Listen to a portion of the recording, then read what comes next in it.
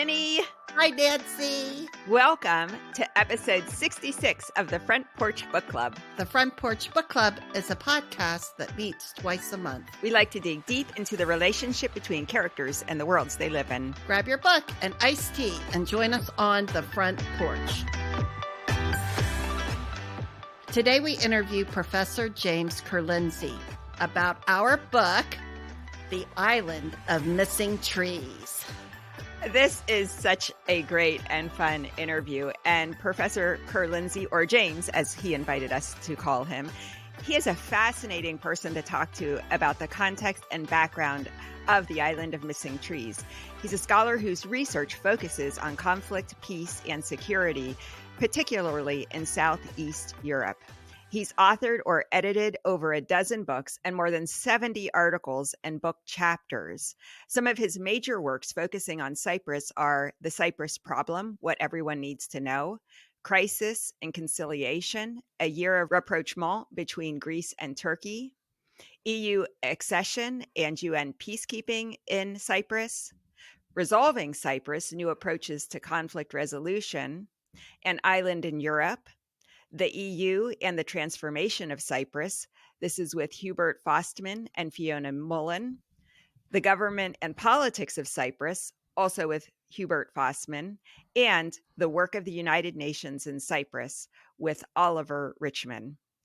James has worked at the Royal United Services Institute, the world's oldest independent security and defense studies think tank, and at the Foreign and Commonwealth Office.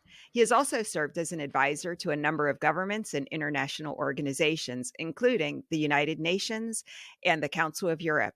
He appears regularly in the media and has been interviewed by many leading international news organizations such as the BBC, CNN, Reuters, United Press, The Economist, The Guardian, The New York Times, Radio Free Europe, Sky News, The Times, and The Wall Street Journal.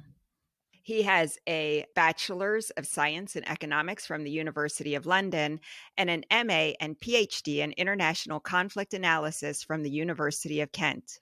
He's held visiting posts at the London School of Economics and Political Science, the University of Pristina, the University of St. Cyril and Methodist, and the University of Nicosia, and a research associate at the Center for International Studies, Department of Politics and International Relations, University of Oxford.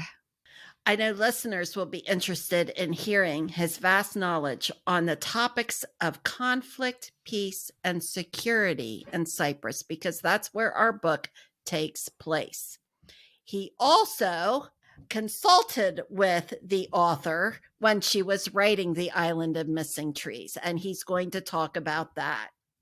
We also learn about his personal connection with Cyprus. This is a fun and fascinating interview, Nancy. It really is, so let's get to it. Welcome, James, to our front porch. Hello there. How are you? Tempted to say good evening, but I know that it's a big time difference between us all. But lovely to be joining you. Yes. Well, we're thrilled to have you on our front porch today and to learn more about the conflict in Cyprus. But first, I'd like to hear about what brought you to becoming a scholar in the field of conflict, peace, and security in Southeast Europe. Oh gosh, where do I start? Without taking up too much time, it was just one of those. I'd always been interested in politics as a child. I mean, it sounds sort of quite sad, but one of my first memories was watching the 1979 general election in Britain, and I was like 7 years old. And I was just really fascinated. And then the 80s were an odd time in the world. You know, we were getting to the end of the Cold War. But, you know, I often say for people who work on conflict that everyone has sort of some sort of conflict that sort of brings them into the subject. And funny enough, even though I do Southeast Europe, the one that was really big for me in the 1980s was Lebanon. Which is actually very close to Cyprus, which is where I'm working on. And I just became really interested. And then it was just pure chance. My father moved out to Cyprus. He had a Cypriot business partner in the late 1980s. And then the family moved out here. And I just became completely fascinated with this island, and the rest, as they say, is history. I just got really, really involved in it and wanted to learn more about this conflict and what it was all about. So it was just one of those things that sort of, it just grabbed me and hasn't really let go ever since. And then you went on and majored in political science, and that carried through for an entire scholarly career for you. Yeah, I mean, so actually I just started university when the family moved out here, and I spent a year in the UK and came out for a long summer holiday. And at the end of it, I'm the eldest of 5 children. I thought, there's no way I'm going to let my 3 younger brothers and my sister sort of grow up on a Mediterranean island. So at the end of this long holiday, I secretly went and investigated. And remembering, this was pre-internet era. I mean, it's amazing for so many people to sort of, especially, I guess we're all of a roughly the same age that sort of can just about remember, what it was like in the era before. But, sorry if I've offended you in any way, but I think we were at that crossover, weren't we? Yes. And it's amazing trying to explain to my kids that, when I was growing up, no mobile phones even. I mean, it was if you're meeting up on a Saturday night to go out with your friends, you arrange in advance and you have to be there on time. There's no running late or anything. Right. You just have to. So all of this is just a very long, sort of winded way of saying that I sort of investigated. In London University, where I was studying at the time, did a distance learning degree. So I investigated, and at the end of the holiday, I said to my parents, look, I'm not going back. And it was like shock horror. You can't possibly do that. You're throwing your future away. And I said, look, don't worry. London University has got this degree. I should get exemption because I did my first year internally. And they thought, all right, let's give this a go. And it was just an amazing experience because it meant that I drew even more on what was going on around me. And as I say, this was pre-internet era. I mean, they just sent me a reading list, said, order up your books, and we'll see you at the end of the year at the British Council, which I don't know if the US has an equivalent, but it's like the cultural sort of outreach in the UK. It's got offices all around the world and things, and it's where they do sort of British exams and stuff. And just so I finished up my degree doing it that way. So it was a fascinating, but it meant that I really then draw on even more on Cyprus and become even more immersed in this problem on what is actually a rather small island. I mean, if anyone, your listeners aren't aware of it, if they sort of try and pick it out on a map, it's right at the eastern end of the Mediterranean, and it's a small place, but it's a place with an absolutely fascinating history. In our previous episode, Linny and I were talking about how we were pretty little during the setting of this book in 1974 when Turkey invaded Cyprus following the Greek-backed coup d'etat. Tell us about Cyprus in the 20th century and what led to this conflict. Okay, so I mean, to simplify it, and I mean, any Cypriots listening will probably be shaking their fist and saying, no, you've missed out this, that, and the other. But I mean, it's always the way it goes. But essentially, I mean, this is a conflict between Greek and Turkish speakers, Greek and Turks on the island. And roughly speaking, we still tend to work off the figures from 1960s. So 80% of the population are Greek Cypriot, 20% are Turkish Cypriot. It's a little bit more complex. There's 3 small religious communities here. So without wishing to leave them out, the Maronites, the Latins, and the Armenians. But essentially what we're talking about is this conflict between Greeks and Turks. And at the end of the 19th century, Cyprus had been under Ottoman rule, so Ottoman Turkish rule, and Britain took over control. And the Greek Cypriots at that point then said to Britain, well, look, our national aspiration as an island, as Greeks living in Cyprus, is we want to unite with Greece, which was then in the process of building as a state. And Britain said, look, no, we can't do this. It's not our power to give it to you. And then through a series of events, Britain actually then took sovereign control of the island. And the Greek Cypriots then upped their campaign in the 1950s and said, listen, we want to unite with Greece.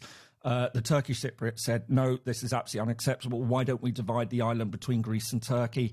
And as it looked like it was becoming more and more of a civil war, this was the height of the Cold War. Greece and Turkey were allies in NATO. So essentially the decision was, right, okay, rather than give it to Greece or divide it between Greece and Turkey, we'll make it an independent country. And so the Republic of Cyprus was created, and it had quite a complex constitutional system to give power to these two communities. And all this was then guaranteed by Britain, Greece, and Turkey. What, if anyone's interested in learning more about it, we call the guarantor powers.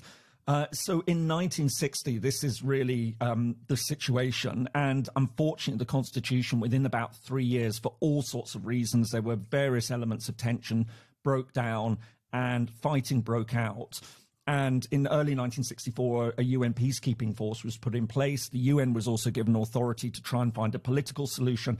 It didn't work out. And what we saw in 1974 was that because there'd been a military coup d'etat in Greece, as you mentioned, the Greek government said, right, okay, we're now going to try and bring about the union of Cyprus and Greece. And at that point, they launched a coup d'etat in Cyprus, and Turkey said, right, okay, we're going to invade. And that's essentially how Cyprus was divided. And so if you look at the map today and you see the sort of dividing line and where the UN is, I mean, as I say, the UN had arrived about 10 years earlier, but after the dust had settled from the invasion in 1974, this is what we saw. And obviously this is the whole backdrop to the book. Yeah. It's not 1974 on its own. It's dealing with about 20 years of events from the Greek Cypriot uprising against British rule to try and bring about an independent Cyprus. When that didn't work, this independence, and then the steady collapse of that leading up to those events in 1974 when the island was divided, and you can see the division that exists today. Yeah, what surprised me in learning about this is that Nicosia is still divided. Yes, absolutely. So I'm actually talking to you. I moved to the island relatively recently, back to the island. I mean, as I say, got long-standing ties, but I'm living in a place called Pila, which is the only mixed village, the last remaining mixed village. But the rest of the island is exactly that. It's divided. And if you go to Nicosia, it's a very strange experience, because you go into the old town and you will be walking down a road and a street, and suddenly you'll just get to a number of painted barrels, blue and white painted barrels, and you just can't go any further. You can cross over to the north. Even at the height of the problems, there was one crossing point, but then the line was opened in 2003. So it's actually relatively easy to cross between the sides these days. It's much more sort of calm in that sense. But it's a very odd experience, as I say, to be in this divided city. It's a very odd place generally because it's a holiday island. Yes. You have well over, I think, I'm trying to remember what the figures were, but it's certainly over 1.5 million holidaymakers who come here. And so Ayia Napa is sort of one of the sort of party capitals of Europe. And you've got all these holidaymakers sunning themselves on the beach. And you've got a UN peacekeeping force here, which it just really does sort of emphasize just what a strange situation it is. But Nicosia, as I say, I think they sort of still market it as the sort of last divided capital in Europe. And I mean, it's not a dangerous place by any means. You can walk around freely. You're not going to run into any problems. But as I say, you could run into a dead end and sort of be this sort of very stark reminder in what is a very modern city that you've still got this conflict. In the book, it talks definitely about two different people, two different cultures, two different religions, obviously. Does the city still feel a lot like that, and the island still feel very divided like that? Yes. I mean, when you're on the respective sides, there's very little indication of the other culture. I mean, there's all sorts of legal issues and everything to do with this. But just to explain, I mean, from an international law point, Cyprus isn't divided. It's all the Republic of Cyprus.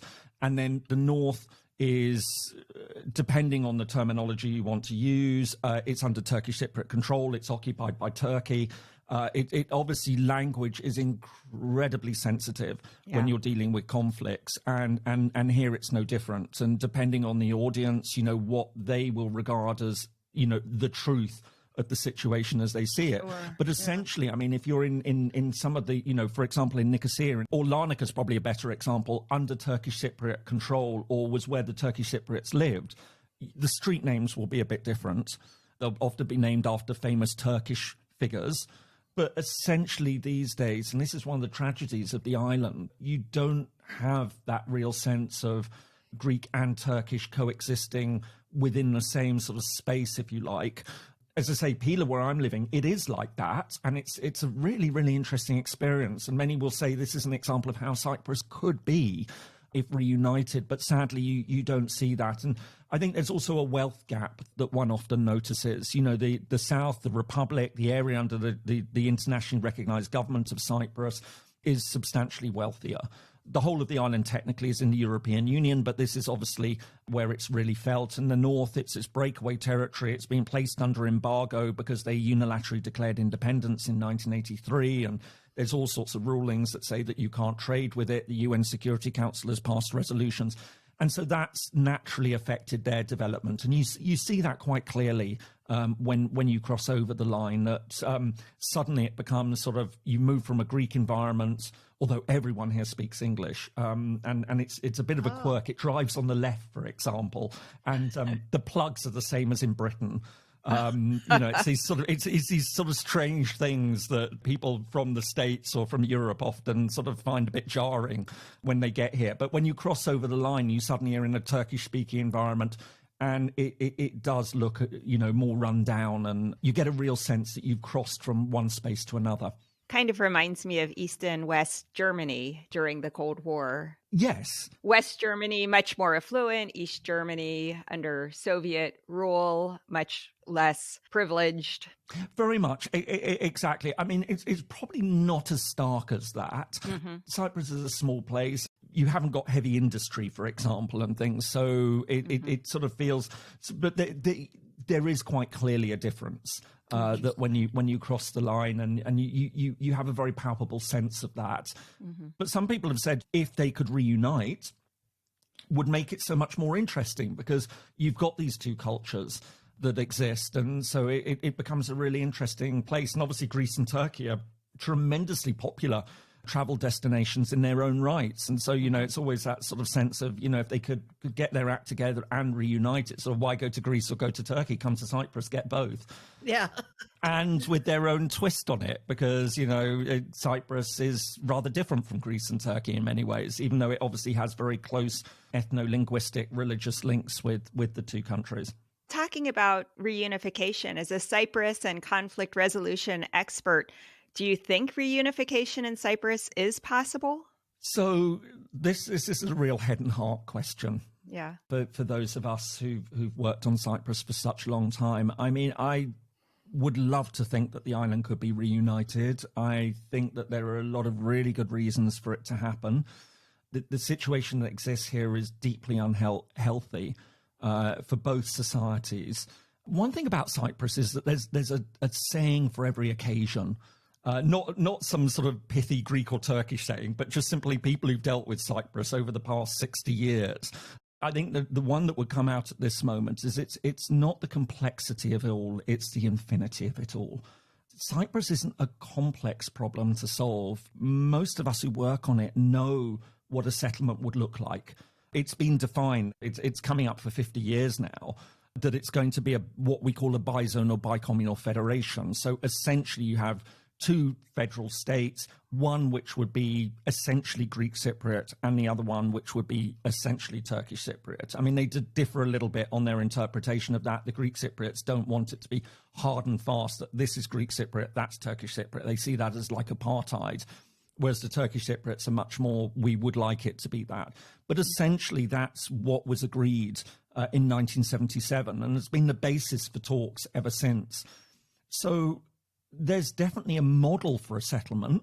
The problem is it's getting the political will to bring that about. And that's in many ways the tragedy of the situation, that we've, throughout the history of the Cyprus problem, we've had situations where one side or the other is much more willing to engage in a settlement, and a time when the other one was much more hardline and didn't want to engage in that. And it's just been this succession of missed opportunities. The most recent of which was in 2017. There was UN talks that took place in Switzerland. In fact, actually, I was part of the British team at the talk, so was there as an advisor, and it was in many ways another lost opportunity. And so I think the sad thing is many people are now asking, can this be solved? We've been trying for so long. Next year marks the 60th anniversary of when the UN first arrived here as peacekeepers. It's one of the longest running UN peacekeeping missions. And it's also the 50th anniversary of when the island was divided in 1974. And, many people are asking half a century later, after all these efforts, is it still possible? But I certainly like to believe that it is, but it's getting more and more difficult to see how that can happen with every passing year.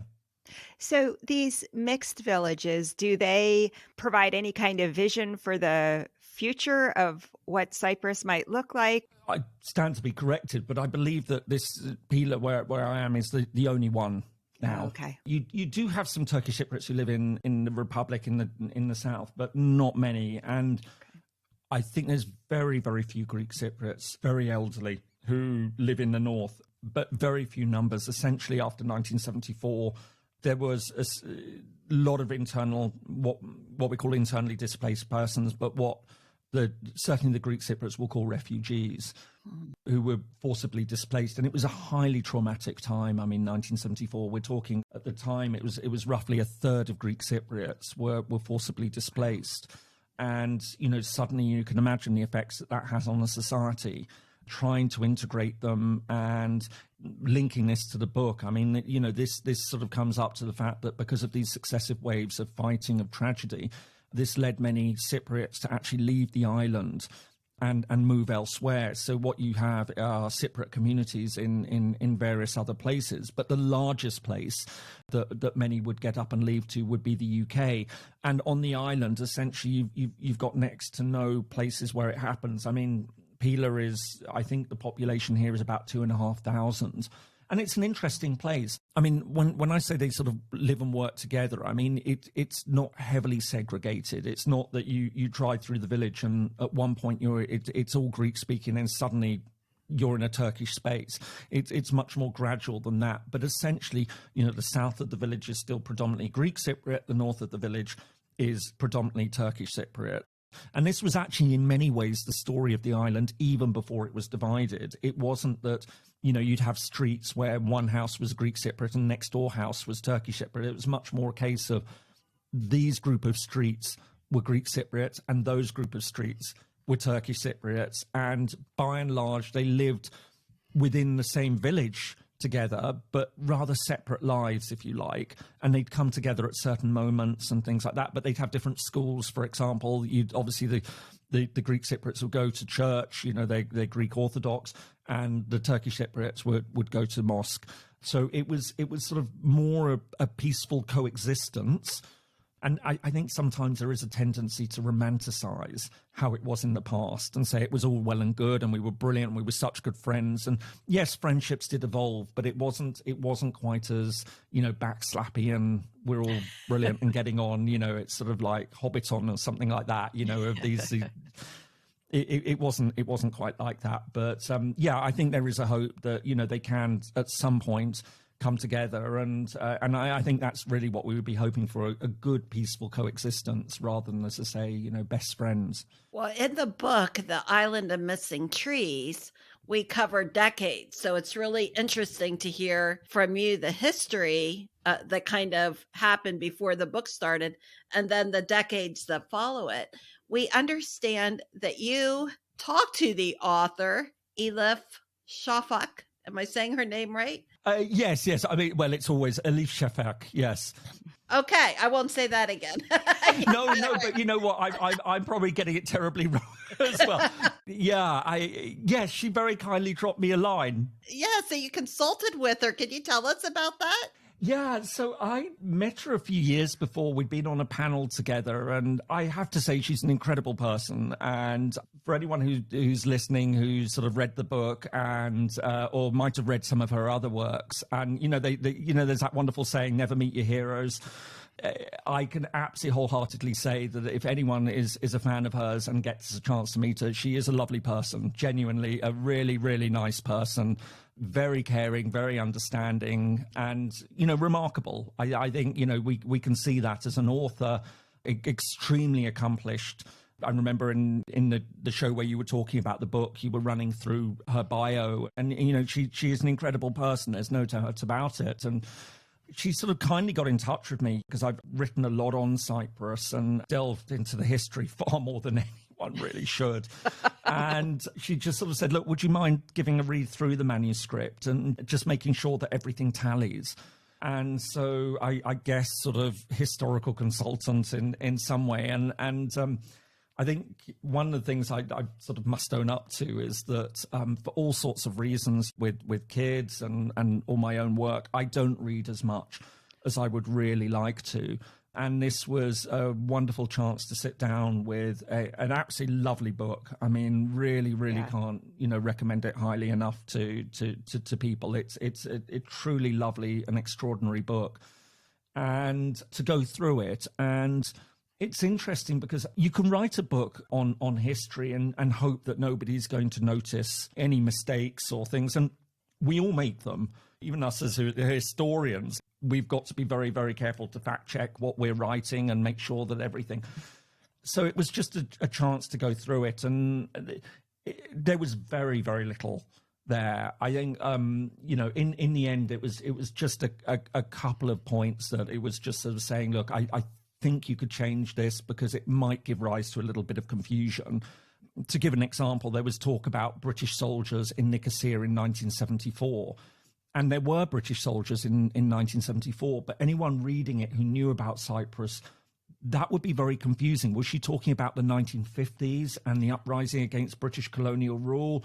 It sort of made it rather difficult to follow the timeline. So I just sort of said, listen, I went back and checked, and there were Canadian peacekeepers in Nicosia in 1974. If you just replace it, so it's not British soldiers at this tavern talking, but it's Canadian soldiers, it suddenly makes sense, and it gives those who know about the island a sense of grounding as to exactly what period she's talking about.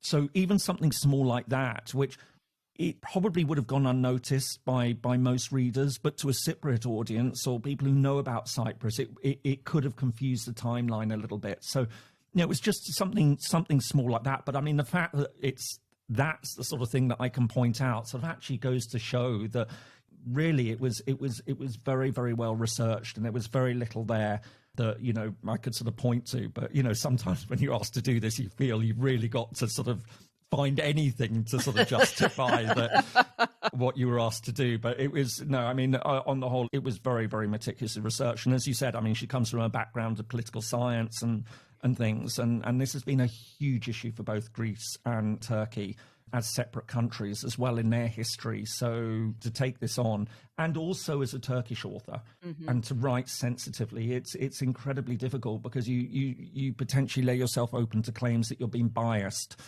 And I haven't seen claims to that effect of people sort of saying, this is Turkish propaganda or anything like that. And it certainly isn't. It's very, very even-handed. And you can see that it's a cry from the heart for understanding between these two communities. Definitely a modern day Romeo and Juliet story of love and the structures that keep people from loving one another. So you were really reading the book for accuracy, but creatives, of course, have to balance this feeling of historical authenticity with telling a good story. Were there aspects in your reading of this book where Elif had to make choices about this balance? I don't really think so. Again, it's sort of testament to her talent that she was able to tell a story that felt as though it could be authentic. I mean, obviously these are fictional characters. It would have been difficult for a Greek and a Turkish Cypriot couple to get together in Cyprus, but it wouldn't have been impossible. There were mixed marriages. They were few, they were far between, very rare, but it did occasionally happen. And obviously one can imagine that there would have been even more illicit relationships that would have been going on, where they would have found themselves in a very difficult situation and ostracized by the family, and moving abroad, leaving Cyprus, in many cases probably would have been the only realistic opportunity for anyone who found themselves in this situation. So I think it's sort of, that element of the relationship and how it came together. I mean, it was difficult, but that becomes the basis of a book, and tells a very touching story of this relationship set against this divided island, and I think it was very, very well handled and seemed plausible in the broader context of unlikely relationships that would have developed, certainly. One of the interesting parts of the book for me was that he obviously leaves Cyprus first, and then she follows, and then they do live in Britain, which sounds like, from what you're saying, happened. That's kind of where people left if they wanted to leave the war. Can you tell us about the community in Britain that is made up of people of Cyprus? Is it still sort of like a neat little community like it was before? Is it diverse? It's a fascinating story, and what you find is that in actual fact, I mean, obviously a lot was shaped by what happened in 1974, but the community actually dates back far further than that. I think the first Cypriots started arriving in the 1930s, and then when there was problems on the island in the 1950s during the colonial uprising, that you had some people come over. In the 1960s, after the first wave of serious violence after Cyprus became independent, you had some who came over. You had economic migrants as well, remembering, of course, that Cyprus was very poor when it first became independent. It was agricultural. And, you know, I often say, as somebody who works on conflict, that poverty is a huge factor in many conflict scenarios. I mean, you know, the wealthier a society gets, the less willing people are to get up in the middle of the night and go and shoot their neighbor because they just don't like them and they feel that they've got a better deal. I mean, you know, when you've got a nice house, nice car, your kids go to good schools, you can afford nice holidays, you're not going to jeopardize that. But when you've got a poor society, these things can really have a huge effect. And so what you saw is that economic migration. So all this is to say is that what we saw in Cyprus were waves of migrants to the UK, largely to the UK. I mean, there are communities elsewhere. I mean, Cypriots are great travelers. So you will find small communities in odd places in Africa, for example. They're fantastic traders. Interesting. So you would find them. But London really became the home away from home. I mean, obviously, many Turkish Cypriots would look to go to Turkey. Many Greek Cypriots would go to Athens. But again, for all sorts of reasons, you know, real economic opportunities would really be in Britain. And because it had been a British colony, many Cypriots had British passports as Commonwealth citizens. Even if they don't have a British passport, Commonwealth citizens actually can vote, for example, in British elections, all British elections. It's a strange quirk. Yeah, so it meant that it became very easy for them. And so they established communities, essentially North London. You know, you go up there today and you can still see there's lots of Greek and Turkish Cypriot shops, and they tend to rub along quite well there. It's not quite as necessarily as friendly as some people will tell you. But what I think is really interesting in all of this, and you see this, and United States is a really good example. So I've done a lot of teaching at US universities over the years, and you know, many US universities have got campuses in London. So I was teaching for many years at Boston University and Wake Forest, for example.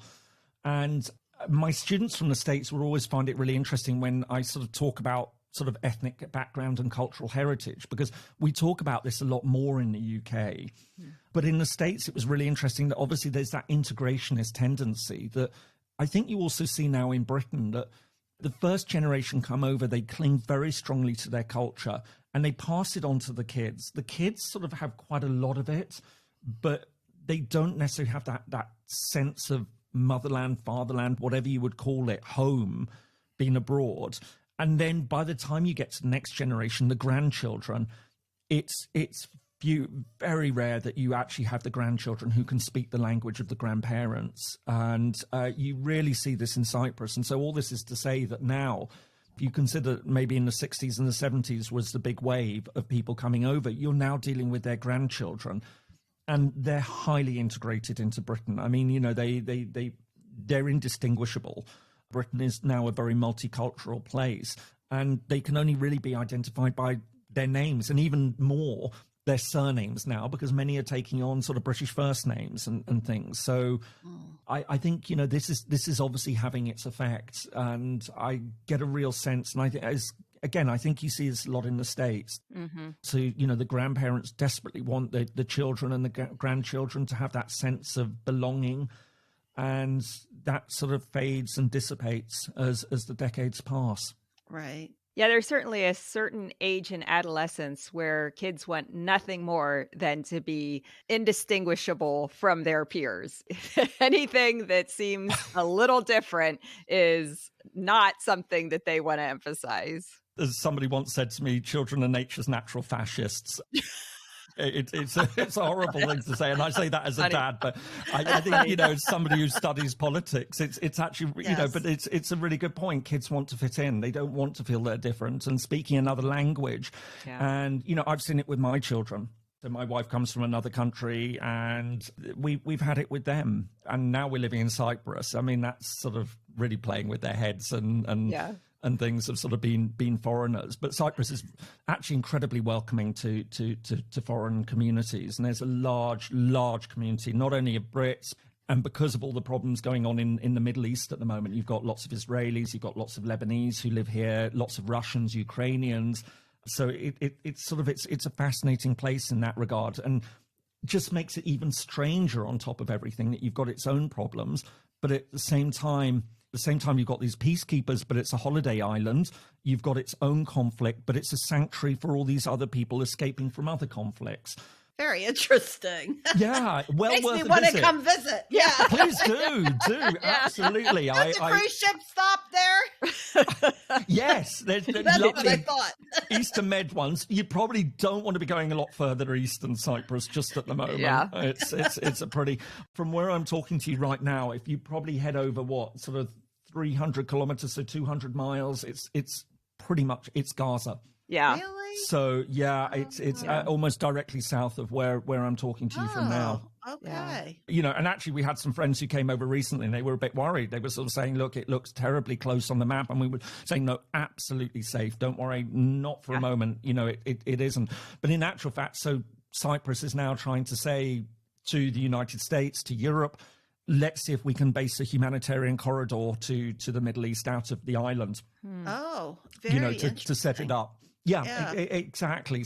I think there's a tendency to overuse this phrase of sort of places as sort of full of contradictions. And they always say, I think writing classes 101, don't do that. Don't use it. This is a place of contradictions and stuff like that. But Cyprus, I think, we have to make an exception for it because it is absolutely full of these odd contradictions. So as an adult in the novel, Daphne is involved in exhuming victims of violence and identifying the bodies of missing persons. Is that something that also is still actively happening on this island full of contradictions? Yes, and Wow. this is something that so there is actually a body called the UN Committee for Missing Persons, which is still functioning. It's been doing a lot of work, and I think one of the things that we've seen since the two sides have opened up to each other and allowed much more. I mean, it's still a difficult relationship between the sides. We haven't got unification again, but there has been a lot of moves. So the numbers of the missing has steadily declined as they've managed to find bodies and return them. But it's extremely harrowing work. And it's made a little bit more complicated by the fact, or rather a lot more complicated by the fact that, and this is where we tread on extremely sensitive territory, that 1974 took place against deep disruption, certainly within the Greek Cypriot community, but also there would have been within the Turkish Cypriot community. And there were a lot of score settling that was going on that was rather hidden by the bigger events that were taking place. So, I mean, I guess this is a way of me trying to diplomatically say that some of those would have been people who went missing at the hands of the enemy. Some of them would have been people who went missing at the hands of their own side. Right. For whatever reasons. Right. It could have been personal vendettas. It could have been political differences. So, for example, Cyprus actually has, certainly on the Greek Cypriot side, has a very large communist party. Oh. Even to this day, that it roughly between a quarter and a third of the population vote for the Cyprus Communist Party, and it's held government positions and everything. I mean, it's communism with small c. Mm-hmm. Cyprus is a very democratic place. It's a free market economy. They're very good at business and things like that. But, there's this sort of cultural communism, if you think. that existed, and there's also a right wing, and especially during the 1960s and 70s, this was a point of very, very deep contention on the island, and so there was elements of score settling. And this, as you can imagine, complicates those efforts to try and find out what happened to missing persons, because you're looking in the wrong place. Yeah. And people aren't going to admit that they were killing people on their own side. Right. So, you know, it becomes a very, very difficult business to have to manage. And you're right, the book was talking about this very sensitive and difficult issue that the island also has to come to terms with. Mm-hmm. You know, these missing persons, and obviously this is what's referred to in the book. This is the whole title of the book reflects this. Yeah, she really brought in those different components that you're talking about. Now that I hear what really happened, I didn't realize that she took such a historical view on this and knowledge of it as she was talking about Daphne and the difficulties that Daphne was facing, and even trying to find the bodies and the sensitivity involved with all of that. Yes, absolutely. I think that was also the point that she was making. I mean, you know, about the restaurant owners. Yes. Yeah. Oh, it just made me think of them too. Exactly. This was on two levels. It was a friendship between Greek and Turkish, which many would have frowned on, but it was also, you know, a relationship that in a place like Cyprus, which then was deeply conservative, like many countries at the time, any suspicion of this would have made them targets. That this was a gay couple, and so I think, you know, fortunately so much has changed. Although Cyprus is still behind in changing its legislation, it's still quite conservative on that, and you know, many people can't express themselves as openly as they might be able to in other parts of Europe, even to this day. But, you know, that comes out quite strongly as well. And so sort of emphasizes that they really would have been targets in all sorts of ways. Well, you're very active in writing books and articles and in speaking in these issues. You also have a YouTube channel. What's the best way for our listeners to learn more about your work? Yeah, I mean, anyone who might be interested. I've got a YouTube channel. I think you know, we were talking a little bit before the show how it's fabulous. I still feel incredibly self-conscious. I mean, I'm very aware that, you know, I'm a 50-something sort of university professor who's got doing YouTube. I mean, but I often laugh that, you know, for my kids. So I think sort of last count, I've got about 15 books, and that means nothing to them. I mean, but it's the fact that Dad's got a YouTube silver play button that to them is just, you know, that, you know, when friends come round, it's not trying to show them the bookshelf or anything like that. It's come and see this. Right. So I suppose, but I do feel very, very self-conscious even now, sort of sitting in front, and your listeners are listening. But we were talking before, if they could see what you guys have seen. I've got my studios sort of set up behind me and things like that. So so there's a YouTube channel. I do Twitter X, but like a lot of people, I mean, it's in a very, very disturbing place these days, which is incredibly sad, because, you know, I made so many friends over the years, and it was a fantastic place to exchange information and things like that. But I do occasionally still post there. But essentially, I mean, it's the YouTube channel is sort of, you know, and obviously I do try and keep up with doing academic writing and things, and that's essentially it. I cannot recommend this YouTube channel enough, and we'll put links in the show notes to all of the books, especially dealing with Cyprus, but especially the YouTube channel, which I think people will find so informative. And this is not just about Cyprus, about the conflict all over the world. So if you're interested in what's going on in Ethiopia, James has a YouTube on Ethiopia. It's just so interesting. Cannot recommend this highly enough. Well, thanks so much. And there's great location YouTubes too. There you are standing out by the beach and talking about what's going on in this country. Oh, I try occasionally. I don't know. Funnily enough, it's the weird thing. I think people have noted that there is this sort of odd thing, and I'm sure you guys have found it with the podcast as well. You tend to be a little bit more adventurous when you've got a smaller audience and you're just starting out. But as you grow and you sort of realize this is what seems to work and people like, I think sometimes, and I keep telling myself I should try and do more of that type of thing, because it's wonderful to do it. But now I'm sort of thinking, but I've improved the production values. Can I do that if I'm going out? And it's just me. I mean, it's not, I don't have a production crew and somebody with a boom mic and making sure that, and the lighting. And I was like, well, you have kids. They could do that for you. Seriously, really, what I should be doing. The other problem, well, I've got another problem, which actually I should have been doing podcasts. I'm colorblind.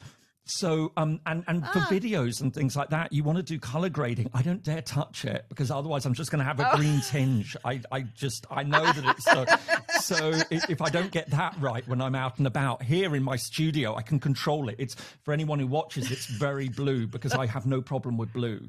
So that answers the question. People say, why did you move abroad? And it looks like you haven't changed your studio. No, because I went and found the exact same shade of blue I was using in London.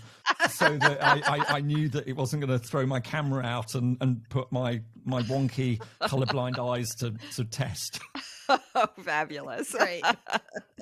So what are you working on next? Well, again, I mean, a lot of it is trying to put together, you guys know, absolutely, trying to put together regular videos, podcasts.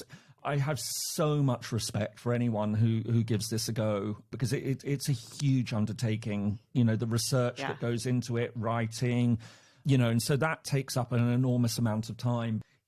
And I think also I've moved much more in the direction that I love the idea of public engagement. And I think, sadly, too few academics do that. Yeah. We go into our own little world and we talk to each other and we get involved in these very arcane sort of debates. And there are so many issues out there. And I think we do live in a particularly worrying time for people. People want to try and make sense of this very dangerous world that we're in, and I like to think that in some small way I can help explain things, and so that's really where my interest lies now. It's that sort of public engagement, that public information of trying to say, right, okay, this is what we're seeing, maybe in Ethiopia or in Armenia, where I've just got back from. In actual fact, oh wow, last night in actual fact. And there's been a very worrying conflict there. And I think, we're seeing, and it is an extremely worrying time for all sorts of reasons. And I like to think also, we're also in an era where there's a lot of misinformation that's going around. And I think, a lot of people, things like YouTube, social media is a great leveler. It's very democratic access, but it also means that we see a lot of people who go out there and, produce a faceless channel, and we don't know what their authenticity is, what their credentials are to be talking about it. So I know it sort of might sound a little bit sort of highfalutin and all the rest of it, but to say that, I felt that as an academic, somebody who'd worked a lot on conflict and had written a lot on it, to say, look, here's my face, here's my name, here are the links to who I am, go out and check out. You don't have to agree with everything I say, but I'm trying to say this in good faith, and I'm putting my reputation on the line by doing it to try and provide this sort of information. And I'm really trying to encourage more colleagues to do it. But the trouble is, as again, you guys know, it's hugely time consuming, isn't it, to put together a good quality information. And it can be a bit soul destroying when you see how many people are just throwing stuff together, and AI is transforming things, of course, in ways that, but that's a whole different debate. And one thing I will say is that I think of you as a true educator in that you are able to communicate very complex ideas and topics in an extremely accessible way. And I think that there are some people in academia who honestly, they just don't have those skills, but you are really able to convey these ideas in a way anyone is going to understand and feel like they are coming away with a better idea of what's happening. Honestly, you actually spark a lot of curiosity around what you're talking about too, because people realize, oh, wait a second, I don't understand this as much as I would like to. This is really interesting. So that's a true educator for me, someone who's able to explain, but also kind of spark the desire to learn more. And that is absolutely what I hope to do with the channel. So it's lovely to hear that. And I mean, it really does make a difference. I know because as you can imagine, also some sort of academic colleagues sort of rather look down on this and sort of think that, you're Yes. selling out and, you're not really a serious academic if you do something like this. Yep. I have, again, so much respect for academic colleagues who put themselves out like that. And I mean, you get a little bit of ridicule sometimes, but I think the more it goes that sort of people sort of do tend to see a value to it. But you, as I say, some people can be a bit snobby about it all and things like that. But I think especially for the subject I'm doing of international politics, we desperately need physics and stuff. I love watching those channels. I'm so fascinated. Yes. It's brilliant, isn't it? It's just, Yes. that is, I often say if I'd been good at maths, I would have loved to have been a physicist. But I am so bad at it that international relations it was. As I say, it's not saying that, I've got a monopoly on truth, but it's to say that I think we do need more people who can go out and say, here I am, I've got the credentials to talk about this. You don't have to agree with what I'm saying, but hopefully you'll see that it's well researched and things. So yeah, well, that's the hope anyway. Absolutely.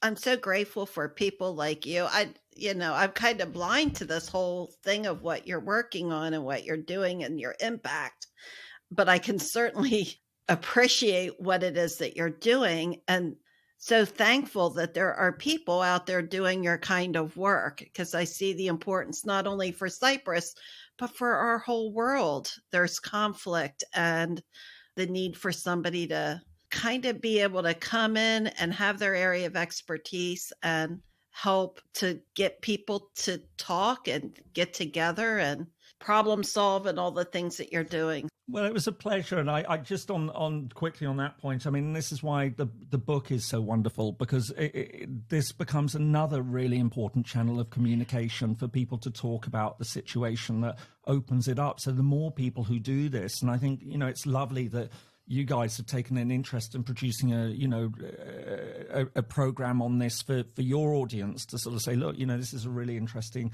situation that exists. Not many people know about it, but it's got a very traumatic history, and sort of, all of us who can work in these sort of fields and open up these issues, there's all sorts of different ways, and we communicate with people in so many different ways, and people find different entrances to subjects. So, I think it's part of the patchwork of the world that we live in. Yeah, so true. It was just lovely meeting you and learning about you and what you're working on. Thank you for stopping by our front porch today. Thank you so much for the invitation. Really, I was thrilled to have the opportunity. It was so nice and kind to invite me. Really enjoyed it. Well, I'm just impressed I didn't pick up on any of your English accent, because I try to mirror other people's accents. Everybody in America loves an English accent. Yeah, we do. We're going to start talking about having a spot of tea. As I cheer you with my cup of tea, absolutely, you get an authentic Brit here with a cup of tea. As I've been talking to you on a Saturday night in 7:30 at my end and things. But no, it was absolutely lovely. And I was saying to my wife that when I do other podcasts, it tends to be in the realm of politics and things. And I thought I really genuinely, it was so lovely to get this message and to sort of be invited to come on the show, just because I loved what you were doing. It just sounds so fun as well. And I think this is the other thing. Sometimes, you deal with tragic subjects and stuff like that, but sometimes you've got to, it's nice to have, and recognizing that, we can talk about it in all sorts of different ways. And, and I think, as I say, the fact that you're sort of coming at it and, looking at it in a literary way, I think is wonderful. And it was just such a fun thing. And you both seem so much fun as well. Oh, we think we're a lot of fun. You are. And it's that lovely sense of enthusiasm and, genuine sort of laughter and things that sort of comes in. It's so refreshing. So lovely way to spend a Saturday evening. Well, Oh, thank you. Well, thank you so much for stopping by. Been an Bye-bye. absolute pleasure. Oh, Nancy, wasn't he a nice man? Absolutely engaging, charming, and so smart. Yes. Well, we got somebody with a lot of knowledge and expertise about our book. And the fact that he got to read the manuscript and talk to the author Yeah. about her book and the history behind it was fascinating to me. But boy, he really shed a new light on not only the hard work of an author in putting together a book with historically accurate information. It makes me appreciate the book better, but he is so knowledgeable. And I'm so glad that we got somebody with his credentials to stop by and have a spot of tea with us. Yes, and literally have a spot of tea with us. Well, it was fun learning more about Cyprus and the history of the conflict and the current state of affairs in Cyprus. I thought was so interesting too. He really was able to paint a picture of what it would be like to visit Cyprus now, a fun, beautiful vacation spot with UN security forces. Just fascinating. And a haven for refugees of other conflicts in that part of the world. Yeah, really fascinating. Well, you know what next month is? Jingle, jingle, jingle. It is Christmas. Yay! And our history of the front porch is that we do a children's book for December. Yeah. So we are going to review and talk about Marshmallow Clouds, written by Ted Kuser and Connie Wanick, and it's illustrated by Richard Jones. Yeah, I think this is going to be a fun book. It is a children's book of 30 poems. So we've never done something like that before. We never So I'm have. excited to read the book. Nancy, I had to get a library card because Yes. it's not available on Kindle yet. I'm so proud to be the reason that you got a library card. I almost took a picture of myself at the library, but I am not a child, so it seemed a little overkill. Anyway. Well, everyone, thanks so much for listening.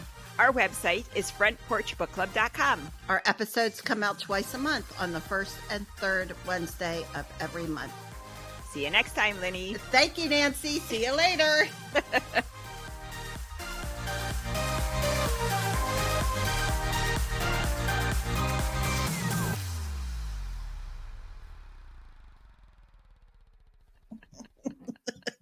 She's on a roll. Don't stop her now. Oh, dear me. Oh.